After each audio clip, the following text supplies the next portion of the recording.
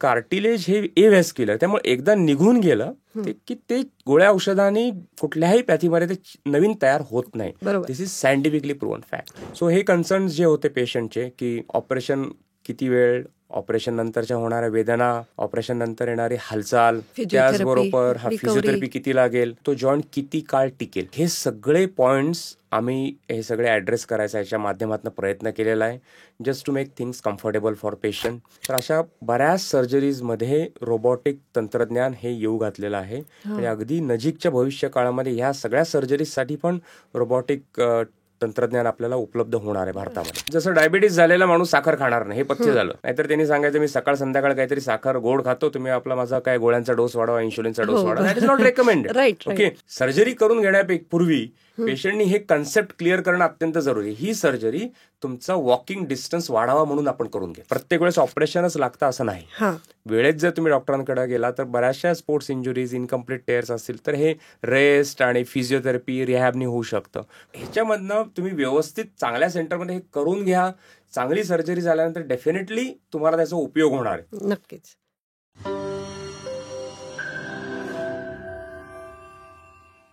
नमस्कार, मी तुमच्या सगळ्यांचं पुन्हा एकदा स्वागत करते brain wise with doctor Pallavi प्रसादमध्ये. आता आपल्याकडे स्टुडिओमध्ये आलेले आहेत doctor Neeraj Adkar sir. Sir हे robotic joint replacement and sports इंजुरीच्या सर्जरीचे तज्ज्ञ आहेत. तर आपण जाणून घेऊया की त्यांनी कशी करतात ही सर्जरी आणि नवीन नवीन काय काय आलेलं आहेत ह्या सर्जरीच्या प्रकारात. सर तुमचं खूप खूप स्वागत आहे आमच्या स्टुडिओमध्ये. सर आता जसं मी सांगितलं की रोबोटिक जॉईंट रिप्लेसमेंट आणि स्पोर्ट्स इंजुरीच्या सर्जरी ह्याच्यात आधीच्या टेक्निक काय होते आणि आता कशा नवीन नवीन येत चालल्या त्याच्याबद्दल सांगाल का? रोबोटिक जॉईंट रिप्लेसमेंट हे आता सर्वश्रुत आहे, म्हणजे त्याच्यात नवीन काही नाही आहे. राईट. जे हाय व्हॉल्यूम सेंटर्स आहेत जिथं जॉईंट रिप्लेसमेंट जास्त प्रमाणात होतात, तर अशा सगळ्या सेंटर्समध्ये हे रोबोटिक सर्जरी आता उपलब्ध आहे. बरोबर. फक्त मुंबई पुण्यासारख्या ठिकाणी, पण आता खेडोपाडी पण ते पोचायला लागलेलं आहे आणि काही पुढच्या वर्षामध्ये अगदी छोट्या छोट्या गावामध्ये पण रोबोज येतील असं मला वाटतंय. अरे वा. तर याच्यामध्ये जे आता एक 5-6 वर्षापूर्वी किंवा एक 8-10 वर्षापूर्वी जे रोबोट होते आणि आत्ताचे त्याच्यामध्ये खूप फरक पडला आहे.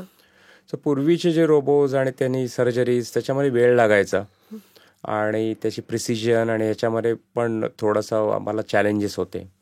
पण आता जे रोबोज आहेत ते खूप फास्ट आहेत, म्हणजे ज्याच्यामध्ये आम्हाला ऑपरेशन करताना कमी वेळ लागतो आणि एक अचूकता अजून खूप जास्त प्रमाणात वाढलेली आहे. सो हे नवीन म्हणजे आपण एक 4th जनरेशन रोबोज आता आलेले आहेत आणि त्यांनी सर्जरीच्या रिझल्ट्समध्ये आणि याच्यामध्ये खूप फरक पडलेला आहे. तर मोबाईल प्लास्टी हे तुम्ही जनरली करता, तर ती नेमकी आलेली ही नवीन प्रोसिजर काय आहे आणि त्याला मोबाईल प्लास्टी का म्हणतात? मोबाईल प्लास्टी हे एक नवीन प्रकारचं जॉईंट रिप्लेसमेंटचं तंत्रज्ञान आपण म्हणूया. हे 4th जनरेशन रोबोनी आपण करतो. बहुतांश लोकांमध्ये आम्ही जो नी रिप्लेसमेंट करताना जो मधला इन्सर्ट असतो, पॉली इन्सर्ट, तो कॉमन सांध्यांमध्ये तो फिक्स्ड बेरिंग असतो. हे टेक्निकल शब्द आहेत थोडेसे, पण मोबाईल प्लास्टिकमध्ये तो इन्सर्ट मूव्ह होतो जेणेकरून एक नॉर्मल फील पेशंटला येतो. त्याचबरोबर मी मगाशी बोललो तसं 4th जनरेशन हे असल्यामुळं कमी वेळ लागतो, अचूकता जास्त आहे. तर हे नुसतं रोबोटिक रिलेटेड नाही आहे, त्याच्यात पुढं जाऊन आज आता रिप्लेसमेंट हे ॲक्सेप्ट झालेलं आहे लोकांना की कळतं. मी नेहमी OPD मध्ये सांगतो पेशंट्सना की बोनवरचा जो लेअर आहे कार्टिलेज त्याला रक्तपुरवठा नाही आहे, त्यामुळे एकदा निघून गेलं की ते नवीन तयार होत नाही. जसं डोळ्यात मोतीबिंदू झाला तर एक असं 25, 30, 40 वर्षापूर्वी डॉक्टरांना पेशंट विचारायचे की ते ड्रॉप टाकून बरं करता का. आता कोणी बोलत नाही, आता जातात ती लेन्स बसवतात आणि घरी येतात 2 तासामध्ये. तसंच कार्टिलेज हे एव्हॅस्क्युलर, त्यामुळे एकदा निघून गेलं की ते गोळ्या औषधांनी कुठल्याही पॅथीमध्ये ते नवीन तयार होत नाही. This is scientifically proven fact. So कॅटरॅक्टला जशी लेन्स बसवावी लागते, तर एका कार्टिलेजची एका प्रमाणाच्या बाहेर जी झाली, ॲडव्हान्स ऑस्टिओआर्थरायटिस आम्ही म्हणतो, तर त्याला चेंज करण्याशिवाय पर्याय नसतो. बरोबर. आता हे ॲक्सेप्ट व्हायला लागलंय लोकांना. पण लोकांचा कन्सर्न काय असतो की सर्जरीला किती वेळ लागेल, मला ऑपरेशन नंतर खूप जास्त वेदना होतील का, मला केव्हा चालता येईल. यंग आर्थरायटिक्स आहेत म्हणजे ज्यांचं कमी वयामध्ये त्यांना ऑस्टिओआर्थरायटिस डेव्हलप होतोय आणि तर मग त्यांच्यामध्ये किंवा मग त्याचबरोबर जे सर्जरी झाल्यानंतर ज्यांची ॲक्टिव्हिटी लेवल खूप जास्त असणार आहेत असे पेशंट. सो ह्या 2 सबसेटमध्ये यंग अर्थरायटिक्स आणि ज्यांची ॲक्टिव्हिटी लेवल ऑपरेशन नंतर जास्त असणार आहे, तर तो जॉईंट एक हाय परफॉर्मन्स जॉईंट पाहिजे, जो दीर्घकाळ टिकेल असा जॉईंट पाहिजे. सो हे कन्सर्न्स जे होते पेशंटचे की ऑपरेशन किती वेळ, ऑपरेशन नंतरच्या होणाऱ्या वेदना, ऑपरेशन नंतर येणारी हालचाल, त्याचबरोबर फिजिओथेरपी किती लागेल आणि तो जॉईंट किती काळ टिकेल. तर हे सगळे पॉइंट्स आम्ही हे सगळे ॲड्रेस करायचा याच्या माध्यमातून प्रयत्न केलेला आहे, just to make things comfortable for patient.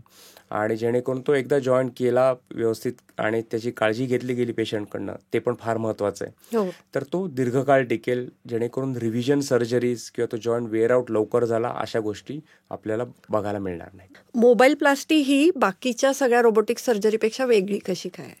He robotic surgeries आहे, ॲडव्हान्स रोबोटिक सर्जरी आपण म्हणू शकतो.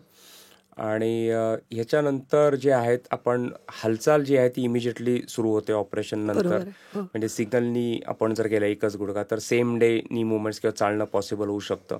दोन्ही नी केले तरी सुद्धा 24 तासामध्ये पेशंट उभा राहू शकतो, चालू शकतो. आणि 2 दिवसामध्ये 1 किंवा 2 दिवसामध्ये पेशंटला घरी जाता येतं. आम्ही हे रुटीनली करतो आणि गेले 15 वर्ष करतो. हे असं नवीन काही नाही. सो त्याचा ॲडव्हान्टेज काय आहे की पेशंटला जो आहे की ॲनेस्थेशिया डबल द्यावा लागत नाही. बरोबर. तुमचा मेडिसिन डोस तोच राहतो, तुमचा हॉस्पिटल स्टे तेवढाच राहतो. त्याचबरोबर तुमचं नंतरची जी फिजिओथेरपी आहे ती पण एकत्र होते. नाहीतर ह्याच सायकलमधनं पूर्ण परत जावं लागतं पेशंटला काही महिन्यानंतर.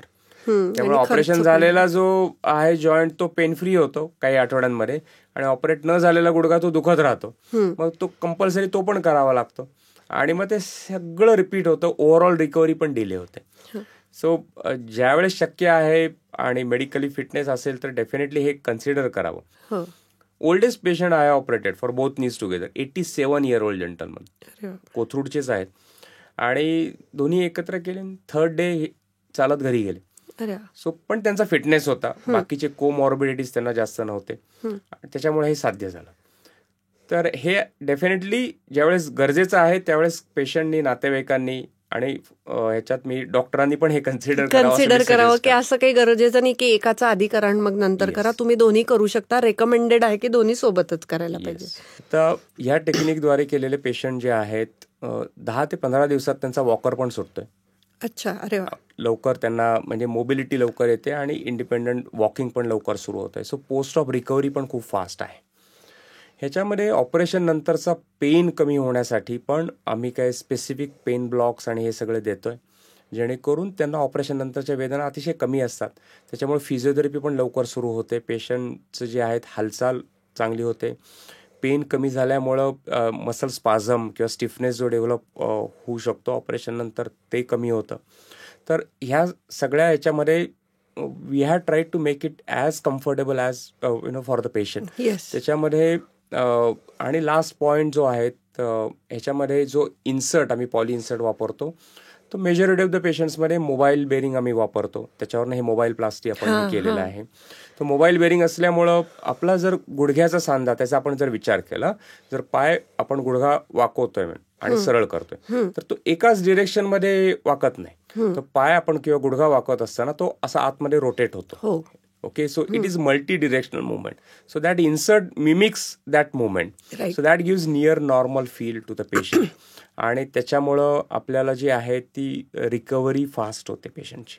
ह्या आता ही जे रोबोटिक सर्जरी आहेत त्याला काही एज रिस्ट्रिक्शन आहे का, किंवा काही सर्टन कंडिशनचे रिस्ट्रिक्शन्स आहेत का, की आपण कोणाला करू शकतो आणि कोणाला नाही करू शकत? असं रोबोटिक सर्जरी ज्यांना जॉईंट रिप्लेसमेंट ची गरज आहे अशा सगळ्या लोकांमध्ये रोबोटिक सर्जरी ही करता येते.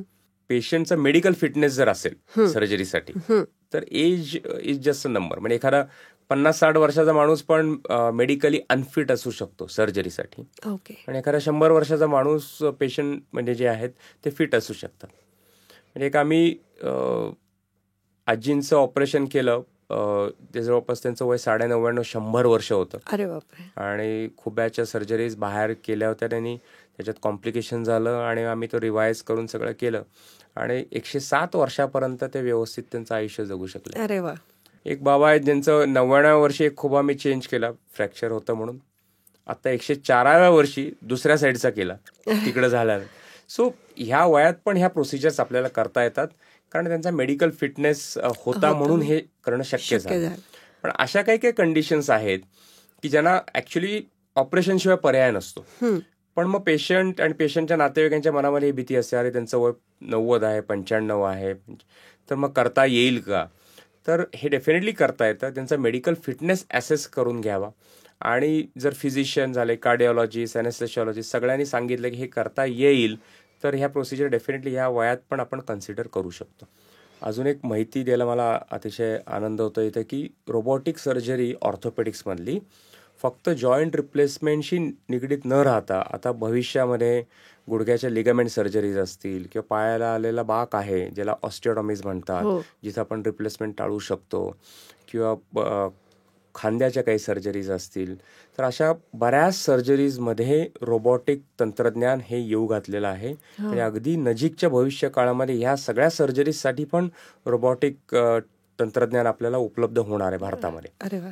तर ह्याच्यासाठी काही एज रिस्ट्रिक्शन किंवा एज रिस्ट्रिक्शन असं नसतं. त्याच्यामध्ये आपल्याला ज्यांना इंडिकेटेड आहे सर्जरी त्या सगळ्या लोकांमध्ये आपण हे वापरू करू शकतो. म्हणजे त्याला की 80च्या पुढच्या लोकांना असं वाटतं की आता माझं वय झालं ना, आता मी नाही करू शकत, तर तसं काही इंडिकेशन नाहीये. असं इंडिकेशन नाहीये त्याच्यासाठी. आता काय आपण जे बघतो जॉईंट रिप्लेसमेंटच्या सर्जरी, त्याच्यानंतर बऱ्याच गोष्टींसाठी रिस्ट्रिक्शन्स असतात की खाली बसू नये किंवा इंडियन टॉयलेट वापरू नये. तसं ह्या सर्जरीमध्ये पण काही रिस्ट्रिक्शन्स असतील का? कुठल्याही प्रकारच्या तंत्रज्ञानाने आपण केले रिप्लेसमेंट, तर एक शास्त्रीय दृष्ट्या सिद्ध झालेला म्हणजे रिसर्च आपण म्हणतो की ऑपरेशन नंतर येणारी जी हालचाल आहे तुमची, that is directly proportional to ऑपरेशनच्या म्हणजे pre op movement. So post op movement is directly proportional to pre op movement. So ज्या पेशंटचा गुडघा सपोज एक 10-15 वर्ष स्टिफ झालाय, तो वाकतच नाहीये, त्याने अपेक्षा धरू नये की मला नंतर मांडी घालून बसताय. पण ज्यांचा सांधा मोबाईल आहे म्हणजे फ्लेक्झिबल आहे ऑपरेशनच्या आधी पण तो दुखतोय म्हणून रिप्लेसमेंट करणं जरुरी आहे, तर अशा लोकांना मुवमेंट पण चांगली येते ऑपरेशन नंतर. ओके, ही पहिली गोष्ट झाली. रोबोटिक्समध्ये काय होतं की आम्हाला त्याच्यामध्ये काही ऍडजस्टमेंट्स ऑन टेबल करता येतात ह्या 4th जनरेशन रोबोला, की ऑपरेशन नंतर जे आहेत येणारी हालचाल आहे, सपोज एक कार्टिलेज जे आपण चेंज करतो रोबोटिक्समध्ये, तर त्याच्यात आपल्याला म्हणजे पाय सरळ केल्यानंतर सपोज 9 मिलीमीटर गॅप दोन्ही साईडला पाहिजे आपल्याला, आणि पाय वाकवताना ती 9च्या ठिकाणी मी 9.5, 10 एवढ्या प्रिसिजन आम्हाला रोबोटिक्समध्ये अचीव्ह करता येते. त्याच्यामुळे ही कंट्रोल लॅक्सिटी आम्ही म्हणतो. त्यांनी काय होतं की पेशंटची जी हालचाल आहे नंतरची ती खूप चांगली आणि इझिली येते. हे मॅन्युअल टेक्निकमध्ये शक्य होत नाही. बरोबर. दुसरी गोष्ट त्याच्यामध्ये हे आपण जे कंट्रोल लॅक्सिटी मी सांगितली, तर त्याच्यात ऍट द सेम टाइम हे करताना जॉईंट स्टॅबिलिटी कुठे अफेक्ट होत नाहीये ना, जॉईंटचा परफॉर्मन्स कुठे अफेक्ट होणार नाहीये ना, हे सगळं आपल्याला मुवमेंट ग्राफमध्ये ऍक्च्युली त्या रोबोटच्या स्क्रीनवरती दिसतं हे सगळं करण्यापूर्वी. तर याच्यामुळं अचूकता जी आपल्याला अचीव्ह करता येते, तर हे पोस्ट ऑफ मुवमेंट्स चांगल्या येतात. त्याच्यामुळं कन्व्हेन्शनल मॅन्युअल टेक्निकपेक्षा आपल्याला ह्याच्यामध्ये मुवमेंट्स लवकर साध्य करता येतात. So going back to your question, जी मांडी घालून बसता येणं किंवा इंडियन टाईपचा वॉशरूम, तर हालचाल तेवढी येणार तुमची. ओके, जर तुमच्या आधीचा सांधा म्हणजे तेवढा फ्लेक्झिबल असेल तर. पण ते करणं रेकमेंडेड आहे का? सर ते करणं रेकमेंडेड नाहीये. का नाहीये? Let it be very clear की तुम्ही मांडी घालून बसू शकता कुठेतरी कार्यक्रमाला गेला काहीतरी थोडा वेळ. सो त्याच्यामध्ये जसं डायबिटीज झालेला माणूस साखर खाणार नाही हे पथ्य झालं. नाहीतर त्यांनी सांगायचं मी सकाळ संध्याकाळ काहीतरी साखर गोड खातो, तुम्ही आपला माझा काय गोळ्यांचा डोस वाढवा, इन्शुलिनचा डोस वाढवा. That is not recommended. Okay, so का हे नाही करायचं की आपण ज्यावेळेस एक आर्टिफिशियल जॉईंट आपण बसवतो, तर त्याच्यामध्ये ज्यावेळेस आपला गुडघा 90-100 डिग्रीपेक्षा जास्त वाकतो, तर त्याच्यामध्ये आपल्या वजनाच्या 6 ते 8 पट ताण त्या गुडघ्यावरती येतो, त्या इम्प्लांटवरती येतो. सो तुम्ही तसं जर म्हटलात मी दररोज 2 तास मांडी घालून बसणार, तर तुम्ही त्या जॉईंटची वेअर अँड टेअर वाढवता. सर्जरी करून घेण्यापूर्वी पेशंटनी हे कन्सेप्ट क्लिअर करणं अत्यंत जरुरी. ही सर्जरी तुमचा वॉकिंग डिस्टन्स वाढावा म्हणून आपण करून घेतो, बरोबर, तुमचं चालणं वाढावं म्हणून आपण करून घेतो. सो याच्यामध्ये चालताना म्हणजे तुम्ही दररोज आता ह्या सर्जरी झाल्यानंतर आपले अगणित अशी पेशंट आहेत की डेली 1, 3, 4, 5 किलोमीटर चालतात ऑपरेशन नंतर. Thousands of patients are there. 2 पेशंटनी आपल्या चालत नर्मदा परिक्रमा पूर्ण केली. 3600 किलोमीटर चालले खांद्यावरती एक सांगता 15 ते 20 किलोचा लोड घेऊन चालत पायी नर्मदा परिक्रमा पूर्ण केली. दोन्ही सांधे बदलल्यानंतर रिप्लेसमेंट नंतर. So that is an extreme example. पण डेली 3, 4, 5 किलोमीटर किंवा आता परवाला माझ्या ओपीडीत एक पेशंट आले होते, त्यांचं मी 3 महिन्यापूर्वी ऑपरेशन केलं, जॉईंट्स बदलले ते, आणि ते मला येऊन फक्त भेटायला, सर आज मी 10,000 स्टेप्स चाललो. अरे बापरे. हे महत्वाचं, कारण उतार वयामध्ये सिनियर सिटीजन्समध्ये ते जेवढे चालतील तेवढी त्यांची तब्येत चांगली राहणार. बरोबर आहे. सो रिप्लेसमेंट कुठलाही खुब्याचा असेल, गुडघ्याचा असेल, it is not about that joint, just that joint, it is about overall lifestyle of that person. Yes. तर त्याच्याने तुमचं चालणं इम्प्रूव्ह होतंय, तुमची आधी जे तुम्ही बिलकुल चालू शकत नव्हते ते तुम्हाला मिळतंय, तर त्याच्याकडनं तुम्ही तेवढीच अपेक्षा करायला पाहिजे. हो. So it may sound philosophical, पण त्याच्यामध्ये असं म्हणतात एक आपण ग्लास भरून ठेवला पाण्याने आणि तो असा 99% भरलेला आहे, तर आपण तो 99% भरला आहे तसं बघायचं का 1% रिकामा ह्या अँगलने बघायचं. बरोबर. माझ्या चालतानाच्या चालणं वाढणार आहे, ऍक्टिव्हिटी लेवल वाढणार आहे, हे जास्त महत्वाचं आहे का मला मांडी घालून बसता येणार नाही, रेकमेंडेड नाही, बसता येईल. आता पेशंट घरी जाऊन काय करतात हे आमच्या कंट्रोलमध्ये नसतं. राईट. ओके. सो जे रेकमेंडेड नाहीये ते सांगणं आमचं काम आहे. बरोबर. असं कुठल्या डॉक्टरांनी तुम्हाला सांगितलं की तुम्ही मांडी घालूनच बसा 2 तास, काही होणार नाही, तो चुकीचा सल्ला आणि एक्झॅजरेट पण होईल की तुम्हाला ते. म्हणजे ती प्राथमिकता असू शकत नाही. बरोबर. हे आपण सगळ्यांनी समजून एक्सेप्ट करायला पाहिजे की आता आपल्याला हे जे 90% आपला जो निकामी झालेला जॉईंट होता तो आपला आता परत 89% रिपेअर झालेला आहे, तो 1% आपण प्रिकॉशन घेतलेली पाहिजे. सो त्याच्यात ऍक्टिव्हिटी लेवल डेफिनेटली वाढतात. आणि मग ऍक्च्युली त्यांना ज्यावेळेस हा एक टिपिकल मला ऑपरेशनच्या आधी विचारणारे हे प्रश्न आहेत सगळे, आणि ऑपरेशन नंतर त्यांना ज्यावेळेस याचं महत्व पडतं की चालायला लागतात, ऍक्टिव्हिटी लेवल सगळं जिनाचढ उतार करता येतं, इंडिपेंडेंटली सगळं त्यांचं कामं करता येतात, त्यावेळेस हे कुणीच नंतर विचारत नाही ते आम्हाला आता पटलंय, हे जपून ठेवायला पाहिजे, आणि ह्याचं स्वतःहून मला सांगतात. सो ह्या ज्या गोष्टी ज्या आहेत, it is about accepting certain issues, certain facts about this procedure is very important.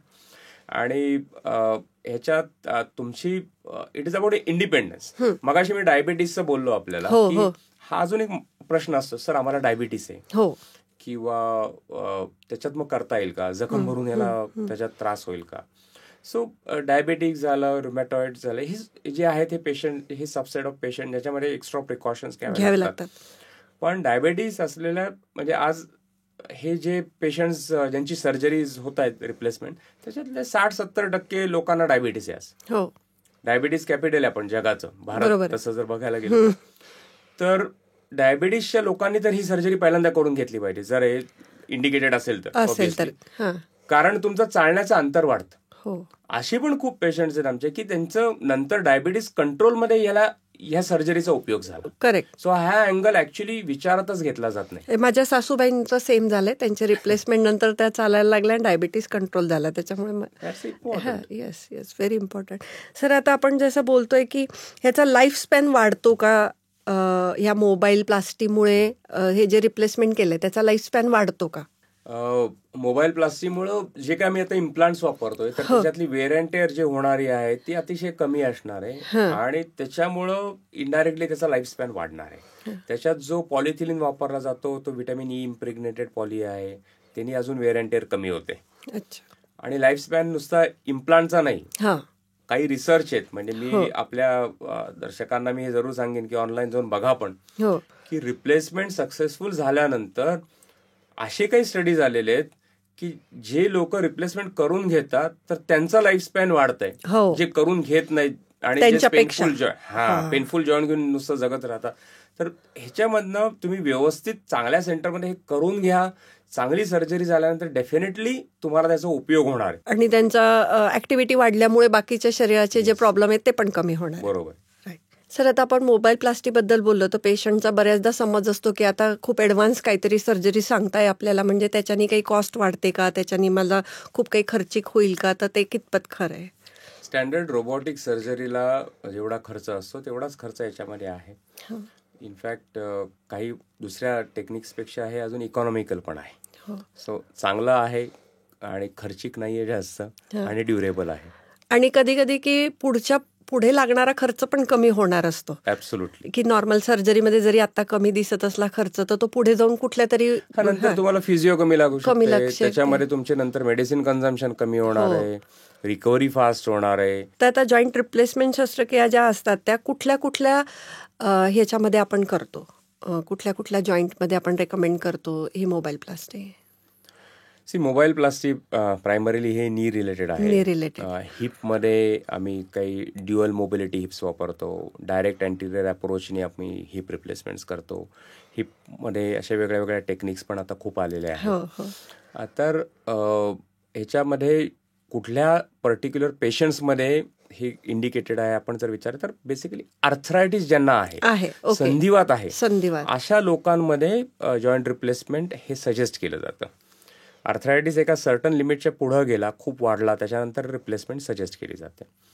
तर टेक्निकली त्याच्यातलं कार्टिलेज हे चेंज होतं, म्हणजे पूर्ण सांधा आपण काढून टाकतो किंवा पूर्ण बोन सगळे असं होत नसतं त्याच्यात.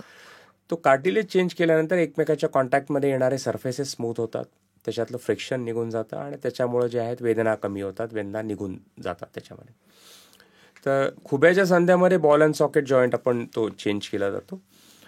नीमध्ये बोनवरचा फिमरवरचा कार्टिलेज ते चेंज केलं जातं. आता कार्टिलेज झीज कोणामध्ये बघायला मिळते की ज्याला संधिवात असं म्हणलं जातं. तर कार्टिलेजची झीज एक प्रामुख्याने ऑस्टिओ अर्थरायटिस, रुमॅटॉइड अर्थरायटिस, काही लोकांमध्ये गाऊटमुळे होणारा अर्थरायटिस आहे, सोरियासिसमुळे अर्थरायटिस, असे विविध प्रकार आहेत अर्थरायटिसचे. तर त्याच्यामध्ये आपल्याला बघायला मिळतं. ऑस्टिओ अर्थरायटिस जो आहे तो age related wear and tear, वयोमानापरत्वे होणारी सांध्याची झीज, त्याला ऑस्टिओ अर्थरायटिस असं म्हणतात. So it is like getting wrinkles on your face. Okay, so त्याच्यात कार्टिलेज जो आहे हा एक टिश्यू आहे की त्याला ब्लड सप्लाय नसतो, तो निघून गेला की ते नवीन तयार होत नाही. त्यामुळे ऑस्टिओ अर्थरायटिसमध्ये एज रिलेटेड त्याच्यात जशी झीज होते आणि ती वाढत जाते, सो त्यानुसार त्या सांध्यातल्या वेदना वाढत जातात आणि मग एका सर्टन लिमिटनंतर आपल्याला रिप्लेसमेंट शिवाय पर्याय राहत नाही.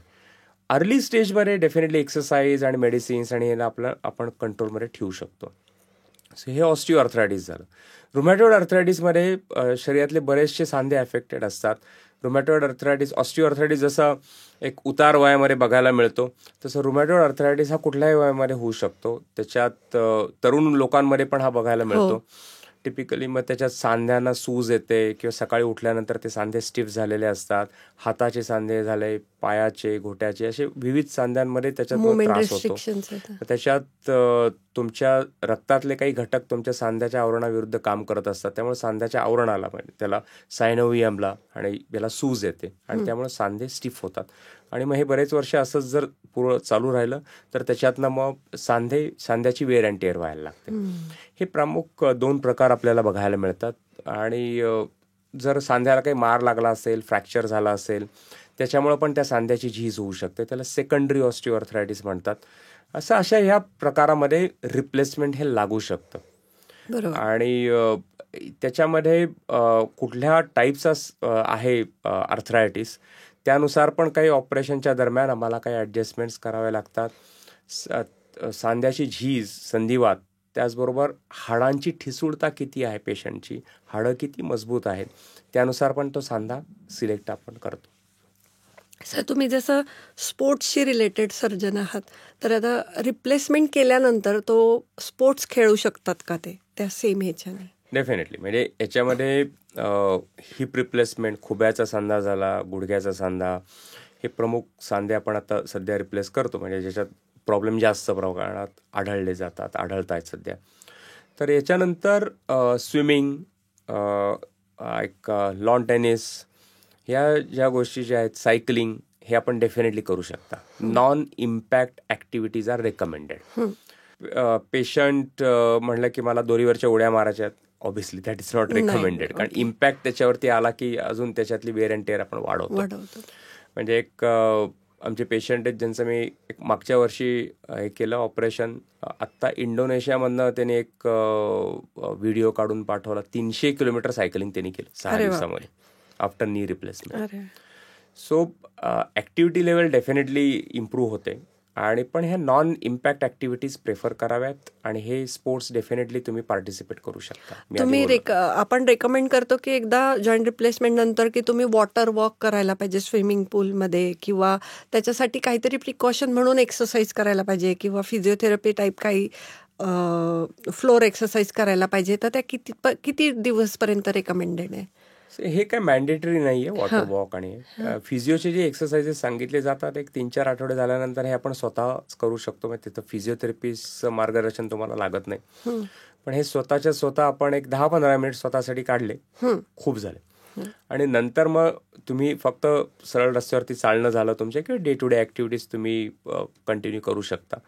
पण स्पेसिफिक अशी कुठली एक्सरसाइज आपल्याला लॉंग टर्मसाठी ह्याच्यात लागत नाही. आता काही पेशंट असतात ते काहीच करत नाही. रेकमेंडेड आहे की वॉक करायला पाहिजे किंवा काही ना काही हालचाल करायला पाहिजे, पण ते काहीच करत नाही. मग त्यांचं काय होतं म्हणजे त्यांना? So either you should use it or you lose it. Okay. So operation करा अथवा न करा, शरीराची हालचाल नाही राहिली तर मग बाकीचे प्रॉब्लेम तुम्हाला होणारच आहेत. आणि ऑपरेशनच्या नंतर जर तुम्ही हालचाल कमी ठेवली तर मग त्याच्यात तुमची सांध्याची हालचाल कमी होते किंवा मसलची स्ट्रेंथ इम्प्रूव्ह होत नाही, सांध्यातला स्टिफनेस तसाच राहतो. सो ज्या लोकांची ॲक्च्युली ऑपरेशन नंतर ॲक्टिव्हिटी लेवल चांगली आहे त्या लोकांची ऑपरेशन नंतर इमिजिएट रिकव्हरी पण पोस्ट ऑप चांगली होते. आणि जे नंतर पण ॲक्टिव्हिटी लेवल चांगली ठेवतात तर त्यांचे जॉईंट्स पण चांगले मोबाईल राहतात, त्यांची हालचाल चांगली होते आणि त्याच्यात मग जॉईंट रिलेटेड इश्यूज ॲब्सोल्युटली त्यांना राहत नाहीत. म्हणजे आम्ही त्याला एक फॉरगॉटन जॉईंट स्कोर असा एक टेक्निकल हे आहे. तर अशा लोकांमध्ये हा फॉरगॉटन जॉईंट स्कोर चांगल्या रीतीने बघायला मिळतो, जे लोक चांगली ॲक्टिव्हिटी लेवल ठेवतात त्यांच्या ऑपरेशन नंतर. म्हणजे नाही करत त्यांना मग त्याचे कॉम्प्लिकेशन्स येऊ शकतात परत पहिल्यासारखे. तर हे करणं गरजेचंच आहे. स्पोर्ट्स इंजुरी आपण रिपेअर केल्यानंतर ते परत ते सेम स्पोर्ट्स खेळू शकता का? अगदी. आणि त्यासाठी तर प्रोसिजर करायची. ओके. सो ज्या लोकांमध्ये म्हणजे स्पोर्ट्स पर्सनमध्ये लिगामेंट इंजुरीज आहेत, मेनिस्कस इंजुरीज आहेत किंवा वेगळ्या कुठल्या स्पोर्ट्स इंजुरीज आहेत आणि ज्याच्यामध्ये ऑपरेशनची गरज आहे, तर हे केल्यानंतर आपण प्रॉपर रिहॅबिलिटेशन केल्यानंतर डेफिनेटली आपण प्री इंजुरी स्टेटस अचीव करू शकतो. आता हे नॅशनल इंटरनॅशनल लेवलचे ॲथलीट्स आम्ही गेले कित्येक वर्ष ट्रीट करतोय साईश्रीमध्ये, आमची टीम पूर्ण. तर सगळे most of them they could achieve their pre injury status. Okay. So म्हणजे काही लोकांनी अगदी नॅशनल लेवलला गोल्ड मेडल्स केलेले आहेत, काही लोकांनी इंटरनॅशनल टुर्नामेंट जिंकलेल्या आहेत. आमचं घरातलंच उदाहरण आहे, माझी पुतणी आहे वैष्णवी आडकर. तर ती टेनिस खेळते आणि चंदीगडला ती पडली कोर्टवरती, ट्विस्ट झाला knee and she broke her अँटी क्रुशिएट लिगामेंट. आणि ते झाल्यानंतर मग तिचं रिकन्स्ट्रक्ट केल्यानंतर मला सांगायला आनंद होतो की बऱ्याच नॅशनल आणि इंटरनॅशनल टुर्नामेंट्स पण ती आता जिंकतीये आणि she is into that ITF circuit नाव. सो हे असे खूप उदाहरणं आहेत. हे स्पोर्ट्स पर्सनसाठी वरदानच आहेत या सगळ्या. ॲब्सोल्युटली जरुरी आहे. तुम्ही वेळेत करून घ्या. बऱ्याच वेळा लोक उशिरा येतात, तोपर्यंत मग ते मसल ॲट्रोफिक झालेले असतात, वीक झालेले असतात किंवा ॲडिशनल काही इंजुरीज व्हायला सुरुवात झालेली असते. So as a sports person त्या लोकांनी हे समजून घेतलं पाहिजे की इंजुरी झाल्यानंतर त्यांनी they must treat that injury properly. प्रत्येक वेळेस ऑपरेशनच लागतं असं नाही. वेळेत जर तुम्ही डॉक्टरांकडे गेला तर बऱ्याचशा स्पोर्ट्स इंजुरीज, इनकम्प्लीट टेअर्स असतील तर हे रेस्ट आणि फिजिओथेरपी, रिहॅबनी होऊ शकतं. पण जिथं ऑपरेशन जरुरी आहे ते व्यवस्थित आपण करून घेतलं, नंतरचं रिहॅब प्रोटोकॉल फॉलो केला तर हे प्री इंजुरी स्टेटस आपल्याला नक्की अचीव करता येतं. पण काही अशा डिफिकल्ट केसेस असतात की त्यांना सर्जरी करावीच लागते, तर त्या कशा, त्याच्याबद्दल थोडक्यात सांगा. डिफिकल्ट केसेस म्हणजे ॲक्च्युली ऑर्थोपेडिक अँगलने जर खूप जास्त प्रमाणात त्याला पायाला बाक आलेला आहे, सांध्याच्या आतमध्ये खूप जास्त डिफेक्ट असतो, तर अशा केसेस रुटीनली आम्ही तिथं हँडल करतो साईश्रीमध्ये, औंधला, आणि आता वाकडला पण आमचं लवकर सुरू होत आहे. तर त्याच्यात हे एक सर्जरी जे आहेत तर पूर्ण तो बाग जो आलेला असतो तो सरळ होतो पायाचा, ते सगळ्यात महत्वाचं आहे. आणि पेशंटचा आणि नातेवाईकांचा ॲक्च्युली विश्वासच बसत नाही, एवढा कसा सरळ झाला पाय, आणि हे असं थोडं सरप्रायझिंग असतं इमिजिएट पोस्ट ऑफ ज्यावेळेस ते बघतात त्यावेळेस. तर एक चांगल्या प्रतीचे जॉईंट्स, व्यवस्थित टेक्निक, ॲडव्हान्स रोबोटिक्स, हे सगळं जर आपण व्यवस्थित इम्प्लिमेंट केलं तर डिफॉर्मिटी करेक्शन आपल्याला चांगल्या रीतीने अचीव करता येतं. सो त्याच्यात एक्स्ट्रीम डिफॉर्मिटीजमध्ये रोबोटिक्स वापरता येते का, हा एक प्रश्न असतो. नॉट जस्ट म्हणजे पेशंट, नातेवाईक त्यांच्या मनामध्ये, डॉक्टरांच्या मनामध्ये पण या माध्यमातून मी हे सांगू इच्छितो की एक्स्ट्रीम किंवा सिव्हिअर डिफॉर्मिटीजमध्ये पण रोबोटिक्स आम्ही सक्सेसफुली वापरलेला आहे. अरे वा. म्हणजे काय थोडक्यात सांगता येईल का, एकदम एक्स्ट्रीम म्हणजे काय होती ती केस? खूप पायाला जास्त प्रमाणात बाक होता आणि वर्षानुवर्ष हे डिफॉर्मिटी घेऊन चालत होते किंवा तसंच पुल ऑन करत होते. बऱ्याच ठिकाणी त्यांना सांगितलं की ऍक्च्युली हे ऑपरेशन होऊ शकत नाही, कारण पायाला एवढा वाक आलेला ते करता येणार नाही, किंवा केलं तर एक 2-3 स्टेजेसमध्ये करावं.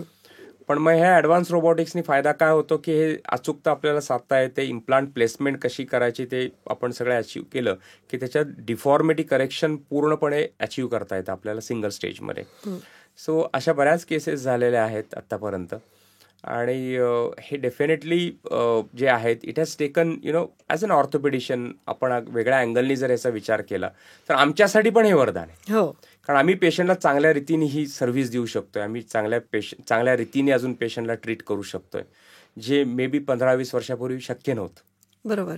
आणि तुम्हाला पण खूप आनंद होत असेल की असा नीट चालत न येणारा पेशंट पण हसत खेळत चालत जेव्हा तुम्हाला परत भेटायला येतो, तर ते बघून ही खूपच आनंदच होतो की आपण हे काय अचीव केलं.